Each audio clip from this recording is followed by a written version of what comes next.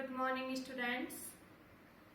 कल हमने नई राष्ट्रीय शिक्षा नीति 1986 के जो गठन है, उसकी शुरुआत है, उसके बारे में अध्ययन किया था, पढ़ा था। तो नई राष्ट्रीय शिक्षा नीति की शुरुआत और उसकी आवश्यकता क्यों महसूस की गई, इसके बारे में हमने कल चर्चा कर ली थी।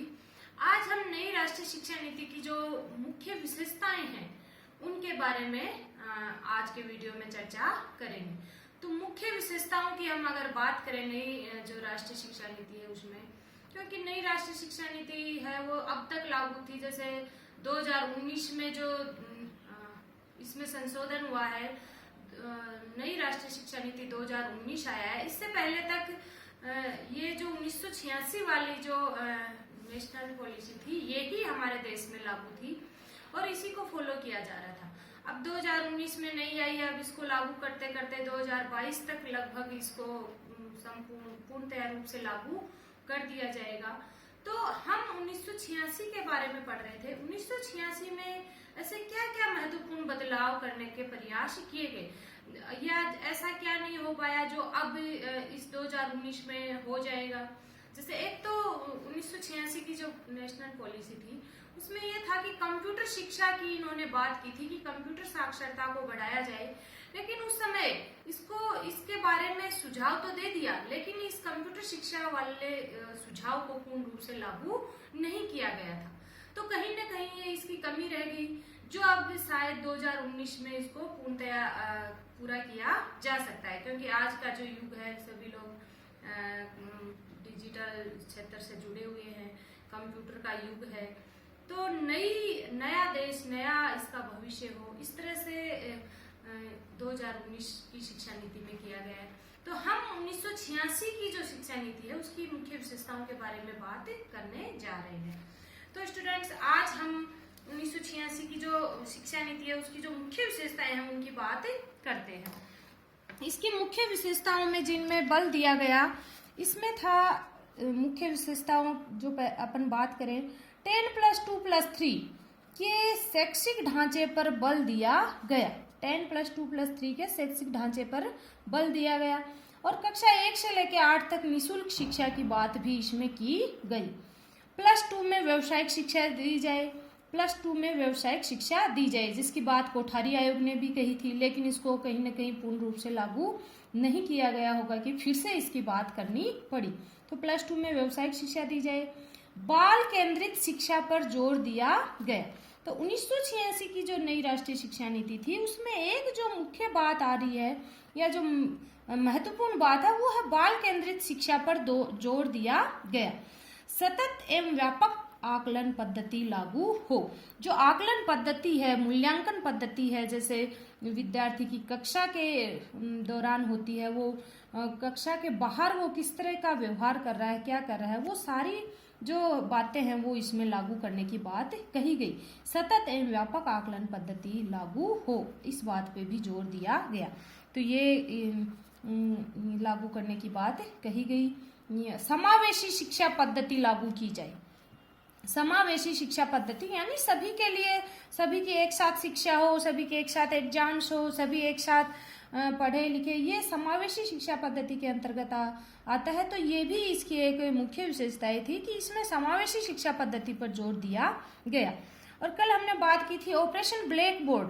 ऑपरेशन ब्लैक बोर्ड जो योजना है वो कब आई, किसमें इसकी बात की गई? इसकी बात, ऑपरेशन ब्लैक बोर्ड की बात राष्ट्रीय शिक्षा नीति 1986 के अंतर्गत की गई कि ऑपरेशन ब्लैक बोर्ड जो है, ऑपरेशन ब्लैक बोर्ड की जो पद्धति है उसको लागू किया जाए।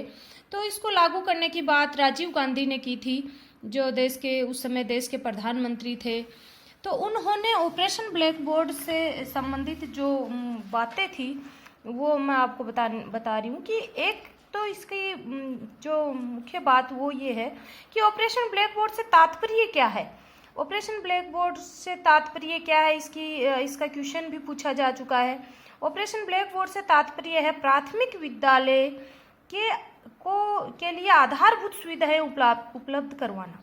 प्राथमिक जो विद्यालय हैं उनके लिए आधारभूत सुविधाएं उपलब्ध करवाना, ये ऑपरेशन ब्लैक बोर्ड का तात्पर्य है कि जो जैसे प्राथमिक विद्यालयों में जैसे अच्छा भवन उपलब्ध हो, भवन में जैसे साफ सुथरा वातावरण हो, भवन है वो भीड़ भड़ाके वाले इलाके में न हो, और भवन के साथ साथ अच्छा स्टाफ हो, अन्य जो आधारभूत सुविधाएं हैं वो भी उसके अंतर्गत उपलब्ध हो।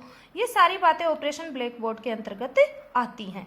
फिर हम बात करते हैं कि ये कब से शुरू होके कब तक ये प्रोग्राम है वो चलता है। तो 1987 से इसकी शुरुआत होती है। ऑपरेशन ब्लैक बोर्ड की जो योजना है वो 1987 से प्रारंभ होती है और 1995 तक यह कार्यक्रम केवल प्राइमरी विद्यालयों में लागू किया गया। कि 1987 से 1995 तक ये कक्षा 1 से लेकर 5 तक ही ये कार्यक्रम लागू किया गया। कि 1987 से शुरू हुआ और 1995 तक ये कक्षा 1 से 5 तक यानी प्राइमरी विद्यालयों में लागू था। फिर बात आती है कि 1995 से उच्च प्राथमिक विद्यालयों में भी इसे शामिल किया गया।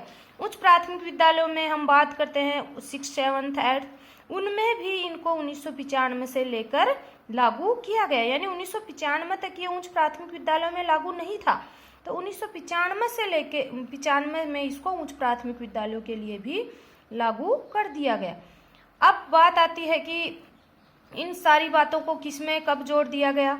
तो 1 अप्रैल 2002 को यह कार्यक्रम जो अपना कार्यक्रम चल रहा था ऑपरेशन ब्लैक बोर्ड का, इसको 1 अप्रैल 2002 को सर्व शिक्षा अभियान के अंतर्गत जोड़ दिया गया। यानी सर्व शिक्षा अभियान में इसे मिला दिया गया। ऑपरेशन ब्लैक बोर्ड योजना को 1 अप्रैल 2002 में सर्व शिक्षा अभियान के जो प्रोग्राम हैं उनमें मिला दिया गया। तो ये है ऑपरेशन ब्लैक बोर्ड की जो मुख्य बातें हैं कि कब शुरू हुआ, कब प्राथमिक विद्यालयों में लागू हुआ, कब फिर उच्च प्राथमिक विद्यालयों में इसको लागू किया गया। फिर हम बात करते हैं कि नई जो शिक्षा नीति 1986 में कहा गया कि जवाहर नवोदय विद्यालय हैं वो खोले जाएं। जवाहर नवोदय विद्यालयों की बात कौन सी शिक्षा नीति में की गई थी? 1986 की शिक्षा नीति में कि जवाहर नवोदय विद्यालय खोले जाएं।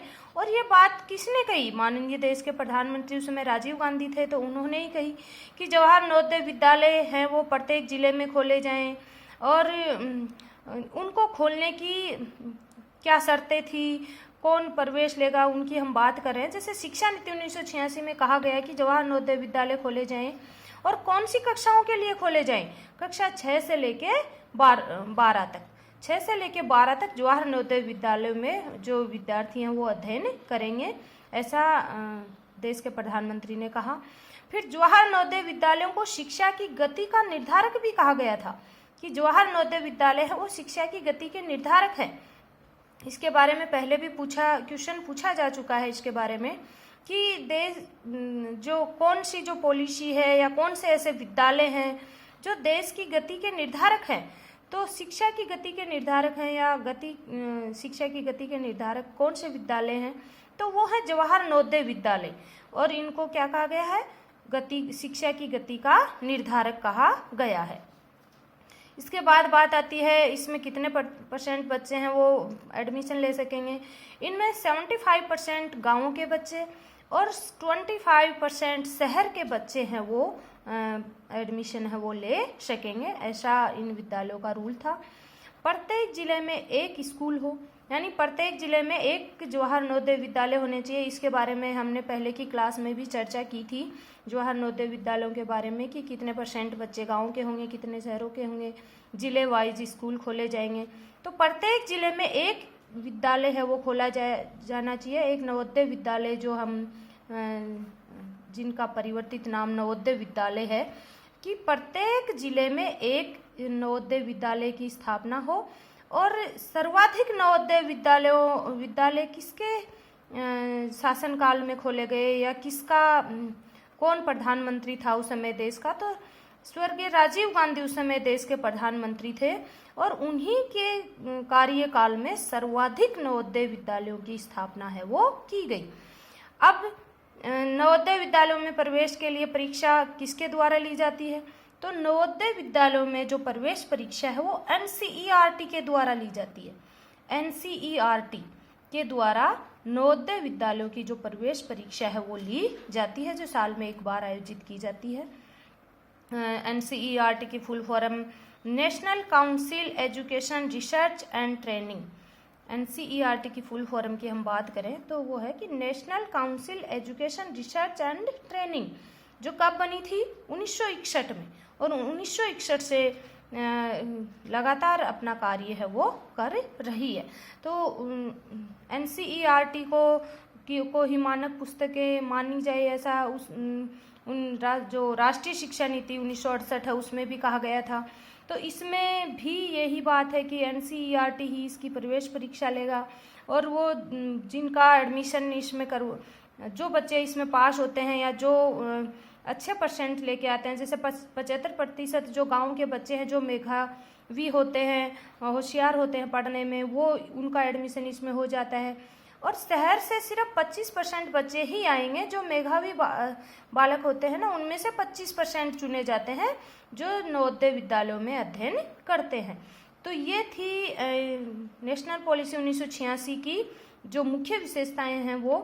अब हम अगले वीडियो में इसके जो 12 भाग हैं, 12 भागों में इसको विभाजित किया गया था, उसकी बात हम अगले वीडियो में करने वाले हैं, क्योंकि नेशनल पॉलिसी बहुत ही विस्तृत पॉलिसी थी जो अब तक हमारे देश में कार्य कर रही थी, और उसकी कुछ जो रह गई थी, जैसे कुछ सिफारिशें सही ढंग से लागू नहीं हो पाई थी, उनको अब 2019 में की पॉलिसी में शामिल कर लिया गया है कि उनको सुचारू रूप से फिर से लागू करने का प्रयास है वो किया जाएगा। धन्यवाद।